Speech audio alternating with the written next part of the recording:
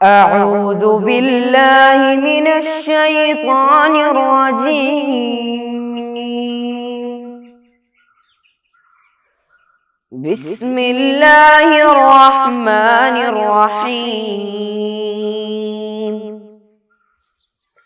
الحمد لله رب العالمين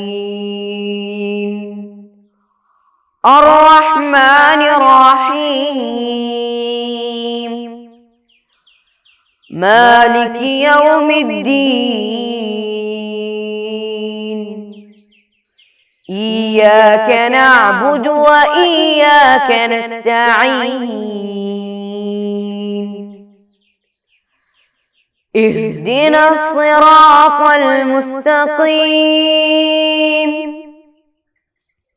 صراط الذين أنعمت عليهم غير المغضوب عليهم ولا الضالين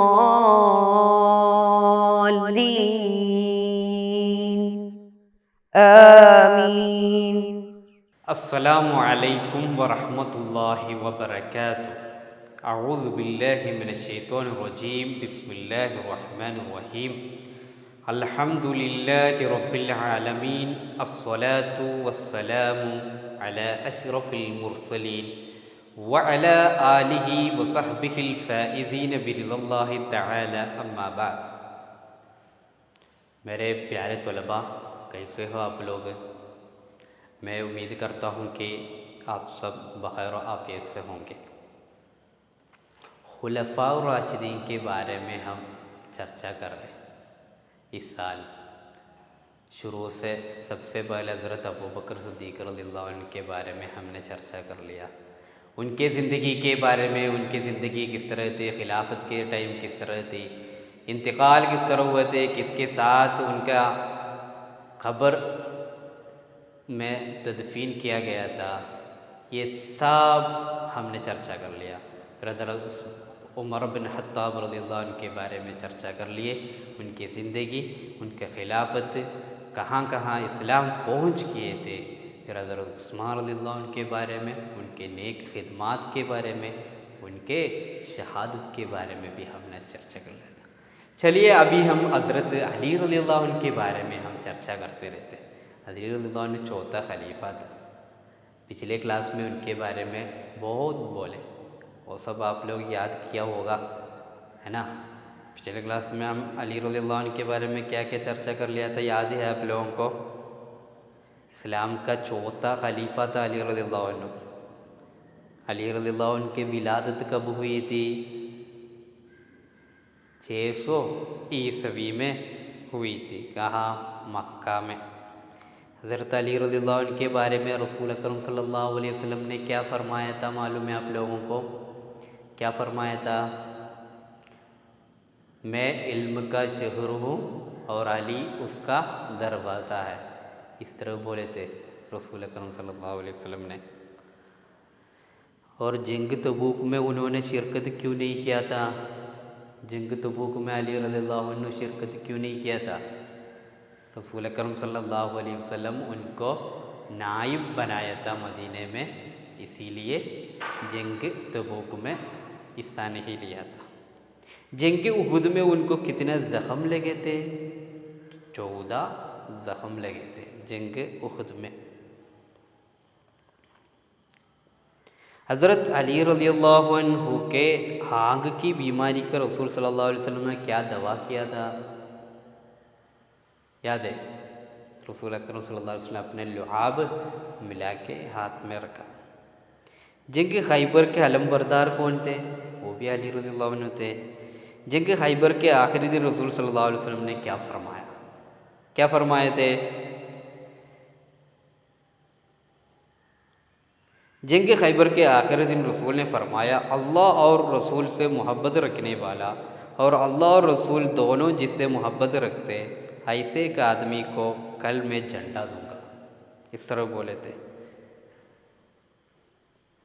تو علی رضی اللہ عنہ کو جنگ خیبر میں جھنڈا دیا گیا تھا اور بہت بڑی کامیابی بھی حاصل ہوئی تھی. دیکھیے آج ہم کو علی رضی اللہ عنہ کے خلافت کے بارے میں چرچا کرنے کا ہے۔ علی رضی اللہ عنہ عثمان رضی اللہ عنہ کی شہادت کے بعد چوتھا خلیفہ ہو کے آگے۔ لوگ بہت درخواست کیے تھے، طلب کیے تھے، لیکن وہ منع کر رہا تھا، انکار کر رہا تھا۔ آخر میں مجبوری میں لے لیا۔ بنو ہاشم خاندان کے پہلا خلیفہ تھا حضرت علی رضی اللہ عنہ۔ بہت اچھے کام کیے، لیکن عثمان رضی اللہ عنہ کے شہادت کے بعد تاریخ اسلام میں جو فتنہ آیا تھا، وہ فتنہ اس کو بجھانے کی ذمہ داری علی رضی اللہ عنہ کے کندھے پر تھے، لیکن علی رضی اللہ عنہ نے اس کو بجھانے کے لیے کوشش کیا تو وہ فتنہ بڑھتے ہی رہا۔ آخرکار علی رضی اللہ عنہ اور معاویہ رضی اللہ عنہ آپس میں کچھ چیزوں میں ناموافق ہو گئے، اور دونوں کے بیچ میں صلح کرنے کے لیے علی رضی اللہ عنہ حکم بنایا، یعنی دونوں کے بیچ میں فیصلہ نکالنے کے لیے علی رضی اللہ عنہ ابو موسیٰ الاشعری رضی اللہ عنہ کا حکم بنایا۔ معاویہ رضی اللہ عنہ کس کو بنایا؟ عمرو بن عاص رضی اللہ عنہ کو بھی۔ تو دونوں کیا فیصلہ نکالتے اس کے حساب سے جتنا بھی پرابلم سے اس کو سولو کرنے کے لیے۔ تو کیا ہوا تھا، نیا ایک ٹیم آیا، وہ لوگ بولے اللہ کے سوا دوسرے کسی کو حاکم بنانا نہیں ہے، فیصلہ نکالنے والا اللہ ہے بول کے وہ لوگ اس کو انکار کر دیا۔ ان کا نام تھا خوارج۔ بعد میں علی رضی اللہ عنہ کے انتقال بھی، شہادت بھی ان کے ہاتھ سے ہو رہے۔ دیکھیے اسی وجہ سے معاویہ رضی اللہ عنہ اور علی رضی اللہ عنہ دونوں موافق نہیں ہونے کے وجہ سے جنگ جمل اور جنگ صفین تاریخ اسلام میں واقع ہوا تھا۔ دیکھیے تو چیپٹر دیکھیے، ہم اس کے بارے میں آج چرچا کریں گے۔ درس 12، خلافت حضرت علی رضی اللہ عنہ، علی رضی اللہ عنہ کی خلافت۔ حضرت علی رضی اللہ عنہ بنو ہاشم کے پہلا خلیفہ ہے۔ بنو ہاشم رسول اکرم صلی اللہ علیہ وسلم کے خاندان ہے، بنو ہاشم بولو تو ان میں سے فرسٹ خلیفہ ہے علی رضی اللہ عنہ، رسول صلی اللہ علیہ وسلم کا چچیرا بھائی ہے۔ حضرت عثمان رضی اللہ عنہ کی تدفین کے بعد 35 ہجری میں آپ نے خلافت کی بیعت لیا۔ کون سے سال میں؟ 35 ہجری۔ کب؟ حضرت عثمان رضی اللہ عنہ کے تدفین کے بعد 35 ہجری میں بیعت لیا۔ خلیفہ بننے سے آپ نے انکار کر دیا تھا، خلیفہ بننے کی خواہش نہیں تھی حضرت علی رضی اللہ عنہ کو، انہوں نے انکار کر دیا تھا۔ مسلمانوں کے بار بار درخواست کرنے کے بعد آپ نے ذمہ داری قبول کیا۔ مسلمان لوگ علی رضی اللہ عنہ کو بار بار بولنے کی وجہ سے علی رضی اللہ عنہ قبول کر لیا۔ اپنے اسلاف کے راہ میں سچ کی اتباع کرتے ہوئے حکومت کیا۔ اسلاف کون ہے؟ پہلے جو گزر گئے خلیفہ کون ہے؟ وہ عثمان رضی اللہ عنہ، عمر رضی اللہ عنہ، ابو بکر صدیق رضی اللہ عنہ۔ یہ لوگ کس طرح خلافت کیے تھے؟ وہی راہ میں سچ کی اتباع کرتے ہوئے حکومت کیا۔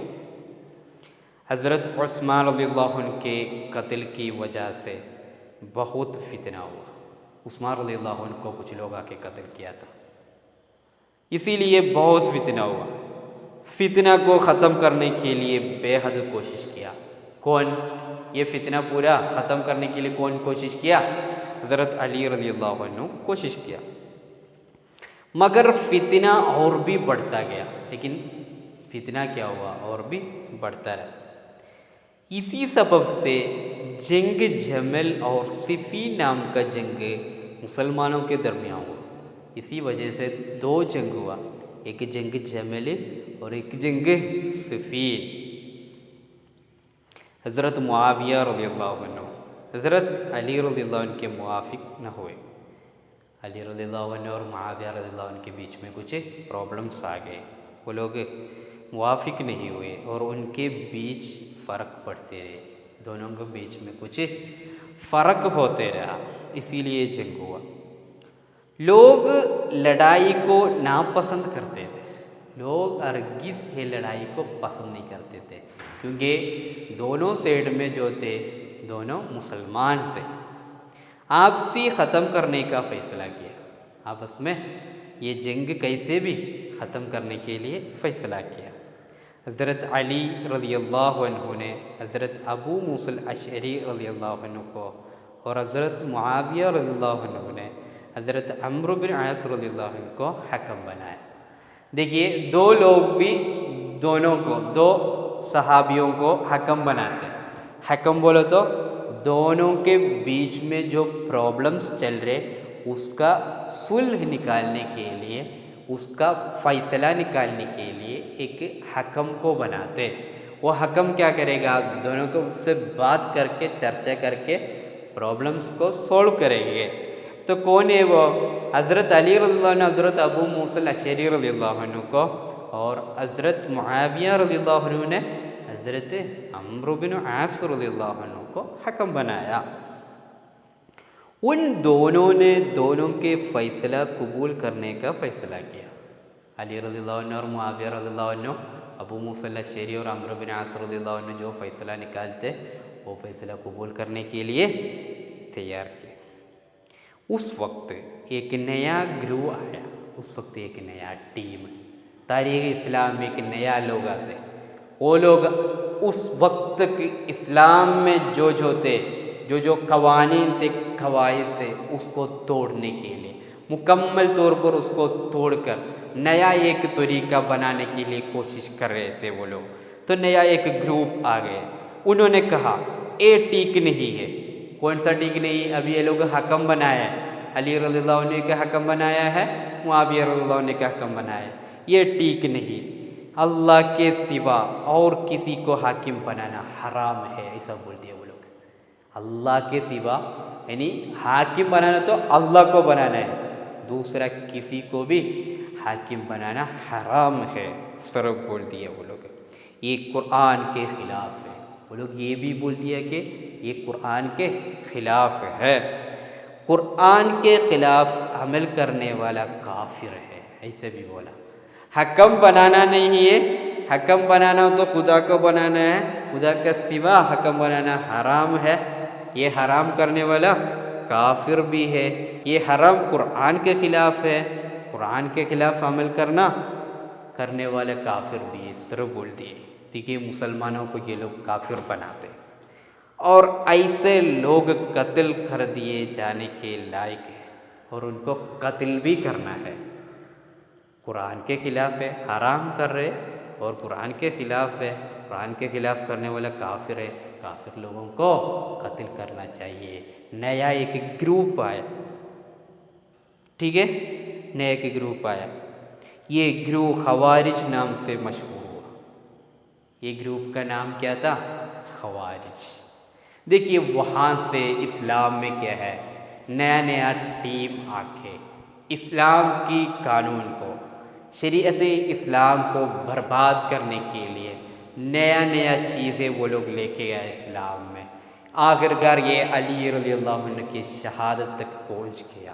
انشاءاللہ وہ ہم نیکسٹ کلاس میں بتائیں گے۔ آج ہم کو اتنی سارے چیزیں چرچا کرنے کی ہے، تو یہ چیپٹر میں اور پچھلے چیپٹر میں علی رضی اللہ عنہ کی زندگی کے بارے میں ہم نے اچھے سے چرچا کر لیا ہے۔ آپ لوگ یاد کرنا ہے، وہ علی رضی اللہ عنہ بولو تو بہت بڑا طاقتور ہے، پاورفل آدمی ہے۔ ان سے لڑنے کے لیے سب لوگ ڈرتے تھے، اور بچپن میں ہی اسلام کو قبول کر لیے تھے۔ رسول اکرم صلی اللہ علیہ وسلم کو دین اسلام پھیلانے کے لیے ہر طرح کے سپورٹ دیے تھے حضرت علی رضی اللہ عنہ۔ اتنی سارے خدمات دین اسلام کو انہوں نے کر لیا۔ دیکھیے حضرت ابو بکر صدیق رضی اللہ عنہ کے زمانے میں وہ رہتے تھے، عمر رضی اللہ عنہ کے زمانے میں تھے، عثمان رضی اللہ عنہ کے زمانے میں، آخر میں چوتھا خلیفہ آنے کے لیے وہ انکار کر رہا تھا۔ بار بار لوگ ان سے بولنے کے وجہ سے، مانگنے کے وجہ سے وہ ذمہ داری لے لیا تھا۔ تاریخ اسلام میں اس وقت بہت سارے فتنہ تھا۔ حضرت عثمان رضی اللہ عنہ کو جو شہادت کیے ہیں کچھ لوگ، ان کا فتنہ اور بھی بڑھتا رہا تھا. علی رضی اللہ عنہ یہ فتنہ کا شعلہ پورا بجھانے کے لیے کوشش کر رہا تھا، لیکن فتنہ بڑھتا ہی رہا. آخرکار علی رضی اللہ عنہ اور معاویہ رضی اللہ عنہ دونوں آپس میں کچھ چیزوں میں موافق نہیں ہوا. اسی وجہ سے جمل اور صفین دو جنگ بھی تاریخ اسلام میں آ گیا. دیکھیے اتنی سارے چیزیں علی رضی اللہ عنہ کے زمانے ہوا تھا. دونوں ایک حکم کو رکھا تھا، ابو موسیٰ الاشعری رضی اللہ عنہ کو علی رضی اللہ عنہ حکم بنایا، اور عمرو بن عاص رضی اللہ عنہ کو معاویہ رضی اللہ عنہ بھی حکم بنایا. چلیے یہ سب چیزیں اچھے سے پڑھنا، یاد کرنا اور سبق حاصل کرنا. اس سے اللہ ہم سب کو نیک بندوں میں شامل کرے، ہمارے علم سے عمل کرنے کے لیے توفیق عطا فرمائے. وآخر دعوانا ان الحمدللہ رب العالمین. السلام علیکم ورحمۃ اللہ وبرکاتہ. صلی اللہ علی محمد صلی اللہ علیہ وسلم. صلی اللہ علی محمد صلی اللہ علیہ وسلم. اللہم صلی علی محمد یا رب صلی علیہ وسلم.